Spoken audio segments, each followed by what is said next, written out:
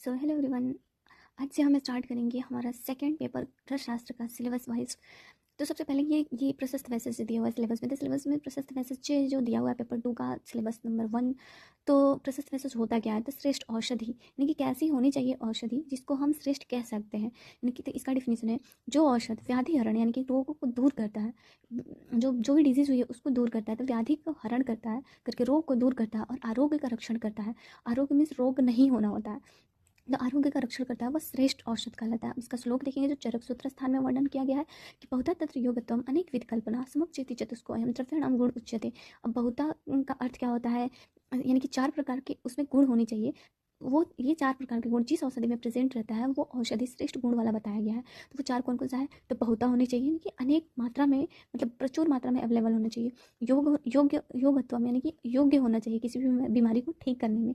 और अनेक विध कल्पना यानी कि अनेक प्रकार की कल्पना में उपलब्ध होना चाहिए। और संपत्ति यानी कि जिस जो द्रव्य अपने गुण एवं कर्म से पूर्ण रूप से संपन्न हो किसी भी बीमारी को ठीक करने में। इसको हम अच्छे से नीचे देखेंगे एक्सप्लेनेशन की कैसा क्या है। अब बहुधा का क्या अर्थ है? तो बहुधा यानी कि जो औषधि का प्रचुर मात्रा में उपलब्ध हो, यानी कि जितना हमें अवेलेबल होना चाहिए उतना अवेलेबल हो।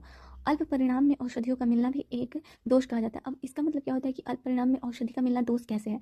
तो जैसे हमें पाँच पेशेंट हैं या 10 पेशेंट है, 10 पेशेंट है, हमारे पास 5 ही औषधि है कि 5 ही मेडिसिन है, तो हम क्या कर सकते हैं? 5 को तो ठीक कर सकते हैं, 5 को नहीं दे सकते। तो हमारे पास क्या होना चाहिए? कम से कम जितनी रोगी है और जैसा जैसा रोग है उसके अकॉर्डिंग उतना मेडिसिन अवेलेबल होनी चाहिए। तो हम कह सकते हैं कि हाँ ये बहुत मात्रा में उपलब्ध है, प्रचुर मात्रा में सभी जगह मिलने वाली होनी चाहिए। अब हम बीमारी कहीं और हुई है और उस औषधि पाया कहीं और जाता है तो फिर वो बीमारी खत्म नहीं हो पाएगी ना, वो पेशेंट तक पहुंचते पहुंचते कहीं देरी हो जाती है। इसलिए वो जो जो बीमारी हुई है उसकी दवा वहाँ अवेलेबल होनी चाहिए। और वाग्भट क्या कहते हैं कि बहुलता का अर्थ बहुगुण वाला यानी कि अनेक गुण वाला होना चाहिए। अब योगत्वम क्या होता है?